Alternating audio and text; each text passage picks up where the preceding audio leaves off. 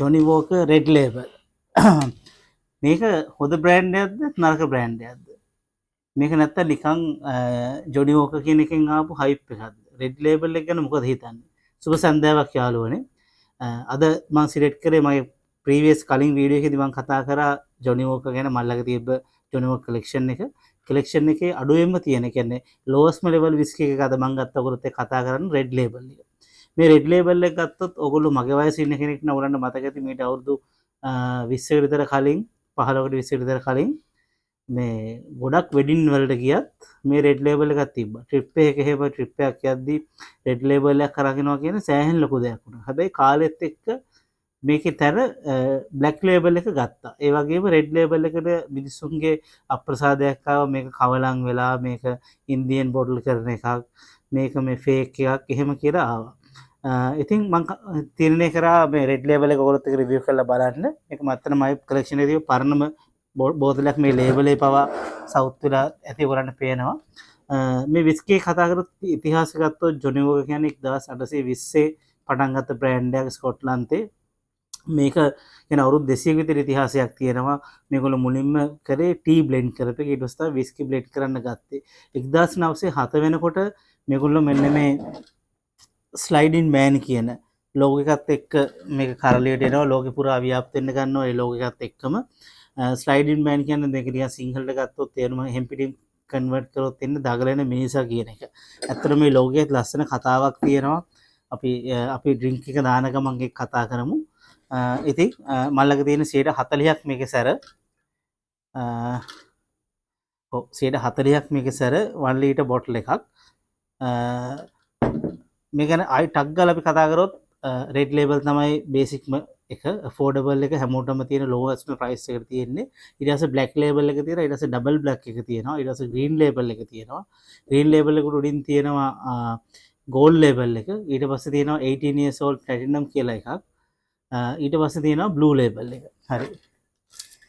අපි යාළුවෙක් දාලා තිබ්බ මේ අර මල්ලක තිබ්බ bottles ඔක්කොම fake bottles කියලාත් එක්කෙනෙක් කමෙන්ට් එක දාලා තිබ්බ. ඒ නිසා මම යන් ඇහුවා කොහොමද fake ඔය අඳුරගත්තේ කියන එක.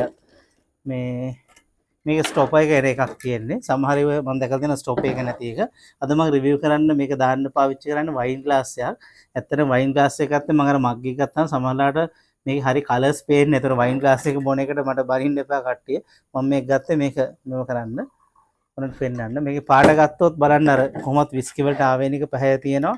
හරිම ලයිට් කලර් එකක් මේකේ තියෙන්නේ. ගොඩක් අර එක දැක්කහම හරි ස්මූත් වෙන කලර් එකක් මේකේ තියෙන්නේ. අපි මේක පොඩක් සුවද බලමු ටක් ගාලා. ඔව් අර මම මේක කලින් රිවිව් වලදී කරලා ඇති අර ශ්‍රී ලංකන් විස්කි වල ගත්තත් තියෙන අර ෆස්ට් ස්මෙල් එකේ තියෙන ස්පිරිට් සුවද ඇත්තටම මේකේ ගොඩක් තියෙන. ඒක හරි සැරයි ඒ සුවද.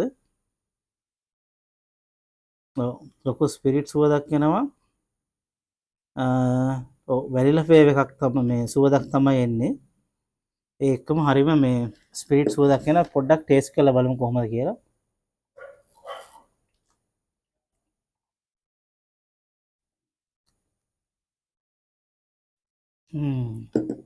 අර ස්පිරිට් සුවදට සාපේක්ෂව තියෙන බර්නින් ඉෆෙක්ට් එක අඩුයි. හැබැයි බර්නින් ඉෆෙක්ට් එකක් නෑ කියන්නමත් බෑ. දැන් අර අපි නම් වශයෙන් සඳහන් කරන්න අවශ්‍ය නැහැ. ඇත්තට අපි ලෝකල් විස්කි කිහිපයක්ම අපි ටේස්ට් කරා මේ channel එකේදී.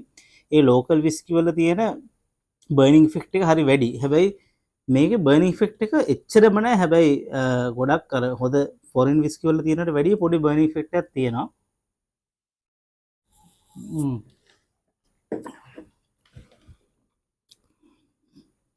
පොඩි ස්වීට් ෆ්ලේවර් එකක් එනවා.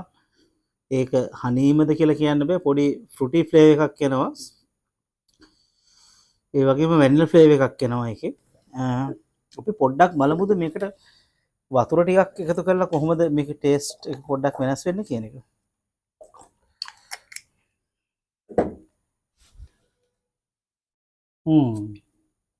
දැන් මේක ඩ්‍රින්කබල් සිටුේෂන් එක තියෙනවා. ගොඩක් අර ෆෘටි ෆ්ලේවර් එකක් එනවා. ඒක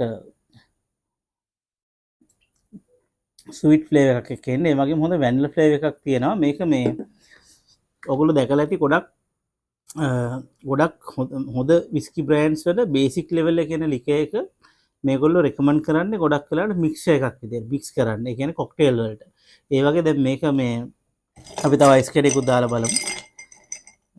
මේක මේගොල්ලෝ ගොඩාක් රෙකමන්ඩ් කරන්නේ මේක මේ ස්ලිප් කරන්න පුළුවන් විස්කි එකක් නෙමෙයි. ඇත්තටම කොක්ටේල් වලට එහෙම නැත්නම් මික්සර්ස් වලට ගන්න විස්කි එකක් විදියට තමයි මේගොල්ලෝ රෙකමන්ඩ් කරන්නේ. මේකේ ඊළඟ ලෙවල් එක තමයි ඩබල් බ්ලැක් එකක් බ්ලැක් ලේබල් එකක් ගත්තොත් ඔයාලට ස්ලිප් කර කර ඉන්න පුළුවන් විස්කි එකක් වෙන්නේ. යාර අයිස් කැටෙත් එක තියෙනවා. ඊට පස්සේ මේ ගැන මම පොඩි මොනවද මේක මම කියන මේ ස්ටඩීස් කරහම මේගොල්ලෝ සඳහන් කරනවා කෝක් සෝඩා ඒ දෙක මික්ස් කරන්න පුළුවන් කියලා. ඒ වගේම ජින්ජර් ඒල් ඒගොල්ලෝ රෙකමන්ඩ් කරනවා.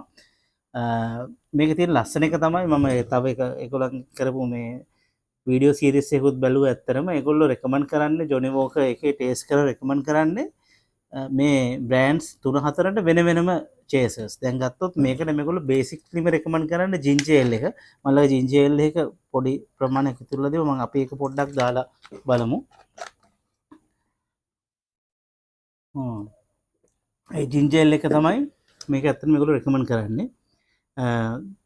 බ්ලැක් එකට එනවා නම් ඒගොල්ලෝ රෙකමන්ඩ් කරනවා සෝඩා. ඩබල් බ්ලැක් එකට එනවා නම් ඒගොල්ලෝ වෝටර් රෙකමන්ඩ් කරනවා. ගෝල්ඩ් ලේබල් එකේදී ඒගොල්ලෝ රෙකමන්ඩ් කරන්නේ හනි නෝට්ස් ටිකක් හනි ටිකක් ඇඩ් කරලා යූස් කරන්න. ඒ වගේම බ්ලූ එකට එනකොට ඒගොල්ලෝ රෙකමන්ඩ් කරන්නේ ඔන්දරකුත් නෙමෙයි just neat යූස් කරන්න කියන එක තමයි ඒගොල්ලෝ රෙකමන්ඩ් කරන්නේ. එතකොට මම සාධාරණ කර අපි ලෝගෝ ගැන කතා කරමු. ටක් ගාලා ලෝගෝ එකේ ඉන්න ස්ලයිඩින් මෑන් කෙනෙක් එයා වම ඉඳන් දකුණට ඒ කියන්නේ ඉදිරියට යන ලෝගෝ එකක් තමයි මේකේ තියෙන්නේ. එතකොට මේකේ සාධාරණ කරොත් මේක මම ඇත්තට මම කලින් ඉන්ටර්ප්‍රිට් කරගෙන හිටියේ මේ කොච්චර බිව්වත් වෙරි වෙන්නේ නැතුව වැටලා ඇවිදින පුද්ගලයෙක් කියන එක. හැබැයි ඇත්තට මීනින් එක ඒක නෙමෙයි. ඒක සාධාරණ තමයි අවුරුදු 200ක් පුරා මේ බ්‍රෑන්ඩ් එක ඉදිරි ගමනක් යනවා කියන එක. හැමදෙස්සම ශක්තිමත්ව ඉදිරියට යනවා කියන එක තමයි මේ ලෝගෝ එකෙන් ඒගොල්ලෝ මෙන්ෂන් කරලා තියෙන්නේ. ඉතින් යාළුවනේ අපි ඊළඟ රිවිව් එකේදී අරන් එන්න බලාපොරොත්තු වෙනවා අපි බ්ලැක් ලේබල් රිවිව් එකක්. ඊට පස්සේ ඩබල් බ්ලැක් ඊට පස්සේ මල්ලක තියෙන ගෝල්ඩ් ලේබල් එක. ඒ අතරතුර සමහරට මම අනිත් ලික හම්බුනොත් අපි ඒවත් ඒ ටිකත් රිවිව් කරමු. ඉතින් එහෙනම් චීස් යාළුවනේ කමෙන්ට්ස් වලින් එකතු වෙන්න. ඔයගොල්ලන් තියෙන දේවල් නිවැරදි කරන්න. තව පොඩි දෙයක් කියන්න ඕනේ. මේක ඇවිල්ලා බ්ලෙන්ඩඩ් විස්කි එකක්. මේක මෝල්ට් ඇන්ඩ් ග්‍රේන් විස්කි දෙකේම එකතුවක් විදිහට තමයි සඳහන් කරන්නේ. අපි කතා කරා මෝල්ට් විස්කි එකක් වෙනස මොකද්ද, ග්‍රේන් විස්කි එකක වෙනස මොකද්ද කියන එකත් කලින්. ඉතින් ඔයගොල්ලන් කමෙන්ට්ස් වලින් මාව දිරිමත් කරන්න. ඇත්තටම තව එක යාළුවෙක් දාලා තිබ්බා මම මෙච්චර කල් නොදන්න හිටපු දෙයක්. ඇත්තටම මේ බ්ලෙන්ඩඩ් විස්කි වල ඒජ් එකක් ඒ ස්ටේට්මන්ට් එකක් එන්නේ නැහැ. ඒකට හේතුව ඒක ගොඩ විස්කි ගොඩක එකතුවක් කියන එක. ඇත්තටම මේක තැන්ක් යූ ඒ වගේ සඳහන් කරාට. ඇත්තටම ගොඩක් මේක දැනුම බෙදා ගන්න channel එකක් කරගන්න ගොඩක් මම දන්න දේවල් ඔයගොල්ලෝ දන්න දේවල් මේක ඉගෙන ගන්නවා. ඉතින් කමෙන්ට්ස් කරන්න, ඊළඟට රිවිව් කරන්න බලා. ඔයගොල්ලෝ ආස බෝටල්ස් මොන හරි තියෙනවා නම් ඒවත් සඳහන් කරන්න. එහෙනම් අපි ඊළඟ රිවිව් එකකින් හම්බෙමු. චීස් යාළුවා.